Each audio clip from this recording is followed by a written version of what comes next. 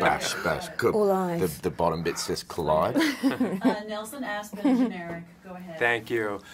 You three make a beautiful family. Tell me about the experience, how these performances were coaxed out of you. Was it the writing? Was it the rehearsing? What was it? The experience out in the woods? Tell me about becoming a family. In many ways, I think if a script is really fantastic, and the crew are as good as the crew that we had, that our job is kind of already done for us by being cast and then put together in these great scenarios.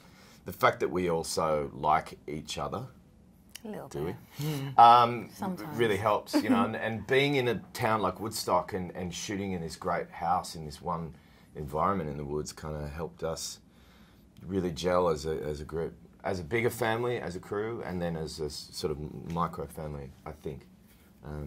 Made it a fun experience to be there. But the cool thing as well, the family's complicated. Like, you know, this is a dysfunctional family on many levels. Yeah. So we didn't like each other all the time, and that was okay. You know, I mean, it's like, you know, it's a fairly intense experience in terms of just being, you know, in a single environment most of the time in that crazy house. And, you know, sometimes you want your space, sometimes you come back together, sometimes you go and do your own thing, and, you know, it all feeds into an authentically messy, complicated family, I think. What was the experience like off camera? How did you guys spend your time when you weren't shooting? Bonding. I was like, for me, it was like I needed to get to know everyone on a personal level in order for me to figure out what the dynamics would be for Travis, I guess. Maybe, I don't know, I just wanted to figure them out, but I also was like, are they the characters or are they people?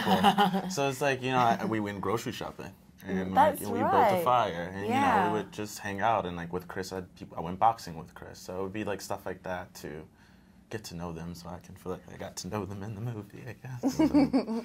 There's so obviously the future, or maybe not the not so distant future. Maybe it's next week this takes place. Who knows? It's a bleak picture ahead. Would you describe yourselves as, you know, fearful of the future, or are you optimists?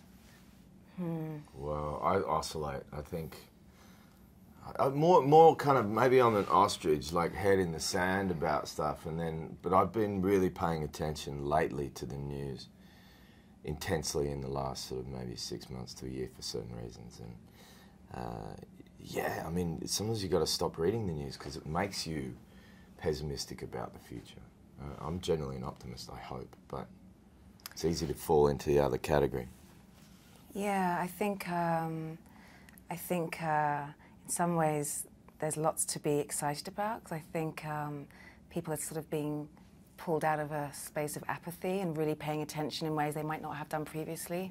And that's where real potential lies. And if I've learned anything from making a film like Selma, you know, it comes from the grassroots up when the revolution's ready to happen. And so I really feel like that's in the air on many levels. And I think that's a thing to be excited about and positive and optimistic about.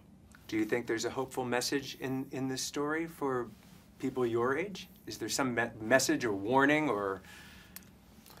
For me, it was always a coming-of-age story, so at the end of the day, it's finding yourself and finding a confidence in your choices and being comfortable in that, and I feel like that's what I would like to put out, I guess, to like a kid growing up, and finding your voice outside of your parents and making decisions and feeling comfortable in that, so. Beautifully said. Thank you, guys. While listening to your dad. Always. And that's the moral of the story. Never leaving your mother. Never leaving your mother. While paying attention to what Franz says. Congratulations, and I'll see you later. Yeah, I'll see you later on. Thanks. Congratulations. Thank you. Hey, Vale here. Now, a lot of effort goes into making a movie, and The Exorcist behind-the-scenes fact goes to show it. William Friedkin had a shotgun with blank shells that he'd shoot off on the soundstage during breaks. It scared the daylights out of everybody, and after a few times he was asked to stop. The actors didn't find it funny.